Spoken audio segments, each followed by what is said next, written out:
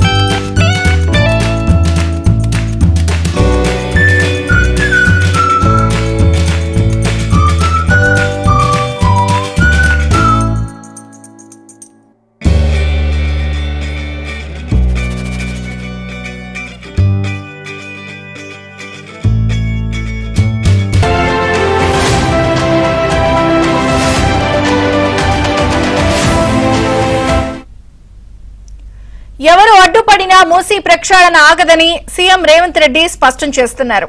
మూసీ నిర్వాసితులను అన్ని విధాలా ఆదుకుంటామని చెప్పారు. మూసీ మురికిని ప్రక్షాళన చేస్తామని, ఇవాళ మూసీ అంటే మురికి కూపం అనే పేరు స్థిరపడిందని ఆందోళన వ్యక్తం చేశారు. వాళ్ళు దోపిడీ చేసిన దాంట్లో ఒక 10% పెడితే వీళ్ళ జీవితాలు బాగుపడతాయి. 1500 కోట్లు ఇవాళ వాళ్ళ బ్యాంకులు ఉన్నాయి. టీఆర్ఎస్ పార్టీ బ్యాంకులు ఒక 500 కోట్లు ఇయ్యరే అందరికీ ఇంత తలాయిని వంచి పెడదాము. 1000 ఎకరాలు గజ్వేల్లో ఫామ్ హౌస్ ఉంది.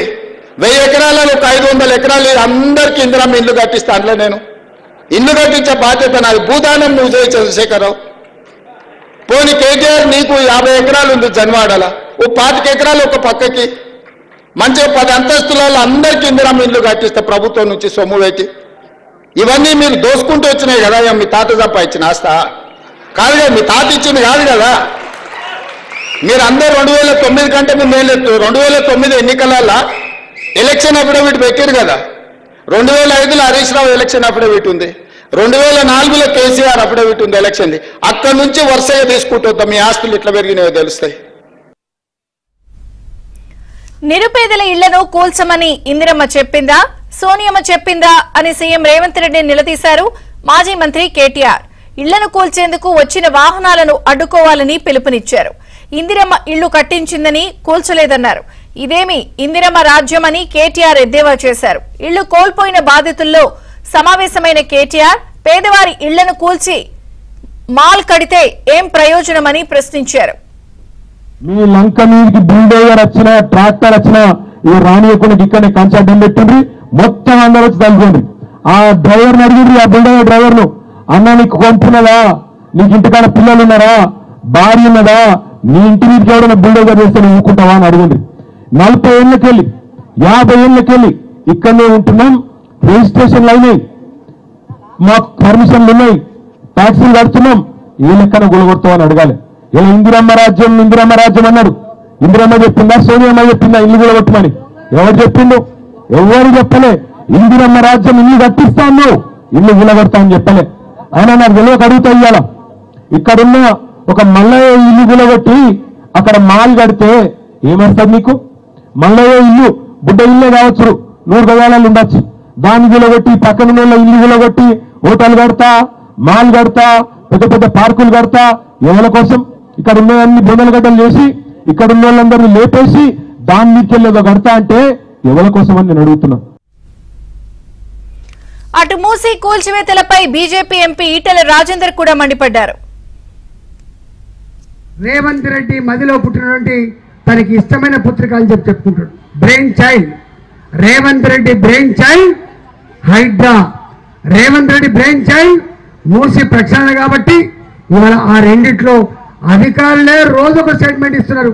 ఈ కూల్చివేత నాకు సంబంధం లేదు, ఈ మూసి ప్రక్షాళన నా నిర్ణయం కాదు. ఏ అధికారిని అడిగినా కూడా తప్పించుకునే స్థాయికి వచ్చిందంటే అది ఎంత పేలవంగా, ఎంత ప్రజాక్షేత్రంలో ఏవగించబడుతుందో అర్థమవుతుంది. కాబట్టి హైకోర్టు వేసిన మొట్ట కాయలు ఇవాళ ఆఫీసర్లు కాదు, నేరుగా రేవంత్ రెడ్డికి తగిలింది. కాబట్టి నిజంగానే కనుక నీకు నిజాయితీ ఉంటే, ప్రజల మీద ప్రేమ ఉంటే, చట్టం మీద నమ్మకం ఉంటే రాజీనామా చేయాలి. రాజీనామా చేయకుండా నువ్వు కొనసాగుతున్నావు అంటేనే నువ్వు చట్టం లెక్కలేదు నీకు.